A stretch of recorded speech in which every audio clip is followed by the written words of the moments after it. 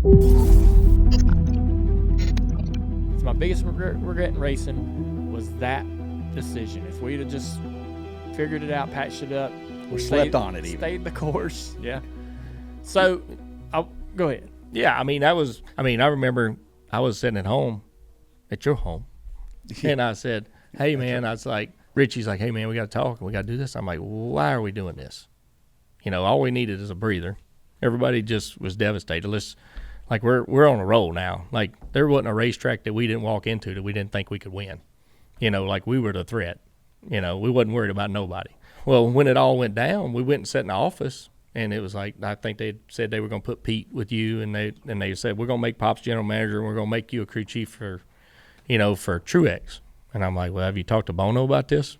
Because Bono had been doing the chance race, and they're like, yeah, we've talked to him. And I'm like, okay. I'm like, well, if you want to do that, that's fine. I mean, we'll take Truex. I like Truex. He's great. You know, if that makes him happy and that's what he wants to do, then that's what we'll do. Well, within 30 minutes, Bono's on a flight coming back from Massachusetts because he doesn't heard about it because nobody has talked to him about it. Mm-hmm. You know, so he's upset. So now we've upset the whole company is in uproar. And, I mean, I even made a phone call and asked another cup owner. I'm like, hey, you want a race team? Because, I mean, we were the hottest thing there. I said, I'll bring all 25 people. Like, we'll all come. And it was just like, he said, man, if you'd called me one day earlier, I'd hire everybody that's in that shop. You know, and I was like, okay, no problem. So that's when I told Pops, I said, just tell them to give me Michael and find me a young driver that we can just, I said, I don't care if I go back Xfinity racing. If I got to come all the way back up through it, I said, well, do it. I said, but if that's what he wants to do, if that's his decision and we want to do it, let's do it. So ultimately, that's how the whole deal. We went in there, and it was like just a team swap. Just At any point, did you talk to Dale? Or did Dale talk to you? No, me and him never even talked about it, and it was just like. Did you want to? Well, yeah. I mean, at some point, because you're like, well, I want him to be happy. But at the time, me and him was too immature to deal with it. That was the problem. It was like, my attitude back there and his attitude back then is like, it was just the wrong attitudes. Yeah. In 2005, I'm sitting there, and I just told all the guys in the shop, I'm like, look, we're going to have Michael this year. What we're going to do is we're going to make our race team better. We're going to do our own parts. We're going to make quality control. We're going to be a better race team now because of this. That's all we can do. If we go win a race with Michael, we're king. So we go into the season. Well, that was the year that we started coal binding. We actually went to Daytona and started coal binding, and Michael passed you off of 4 coming to the 125s, and the two shops were at war, the whole place. I mean, it was funny. At Christmas time, all the Napa guys wore red and all the Bud guys wore blue just because they swapped. That's right. So we were sitting there, and we go into the season or whatever, and I think it might have been Richmond. Like, we went and run second with Michael right off the bat. We had a chance to win the 500 with Michael, and it was like motor blue with like 25 to go. And it was like, I was so mad at Daytona because, I mean, Richie come over to me. He says, man, I got a motor. Put in your car. You're our best shot for the 500. I'm like, I don't want it. Give me the motor that I'm supposed to run.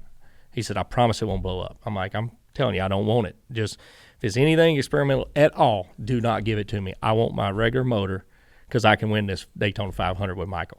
At the time, these two, they're not like, everybody's so split. I know he ain't going to draft with me, and Michael ain't going to draft with him. So that kind of hurt the whole company.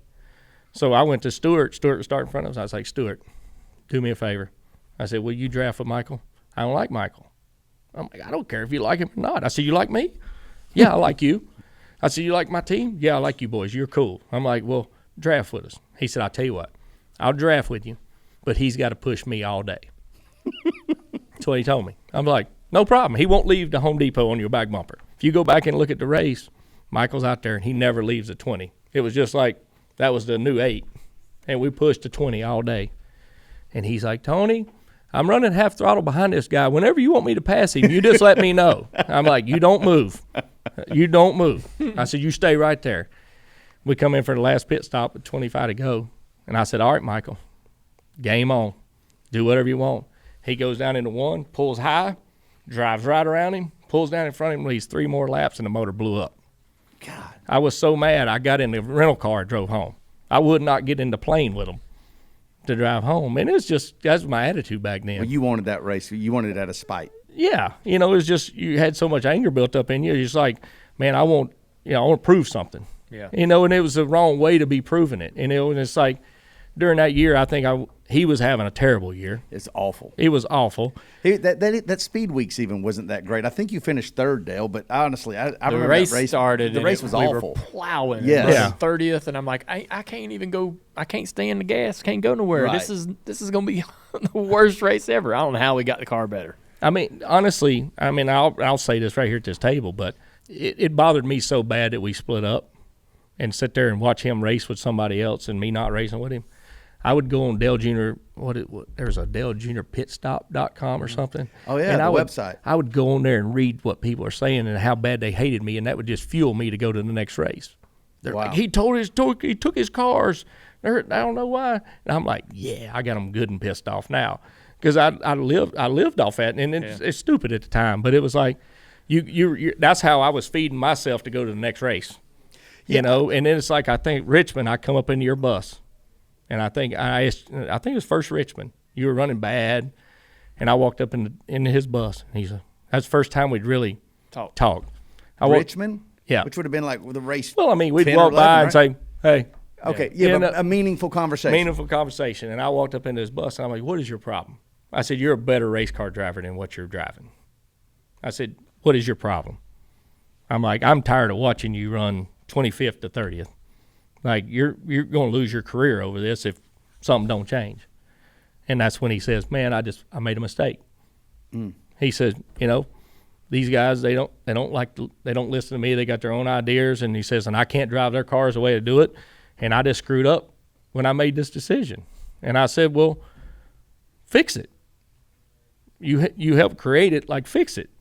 "Well, how do I fix it?" And I'm like, "The only thing you got to do is go tell Richie you want your old team back." And I said, "But the first thing you got to do is go over to that team, because Michael, when he come in, Michael's just like, 'Thank you guys, man, y'all are the He's greatest.'" a kid in the candy store. Yeah, he's loving us, and he's feeding us with just, "Y'all are the best, man. Like, I can't believe I'm with a race team this way." And I just told him, I said, "You got to go over and apologize to all them guys and tell them you want them back." I said, "That's all you got to do." I said, because it was like a family. I'm like, just say, "Hey, you screwed up, and let's go." And ultimately, that's what he did. And we got back together, 10 races to go?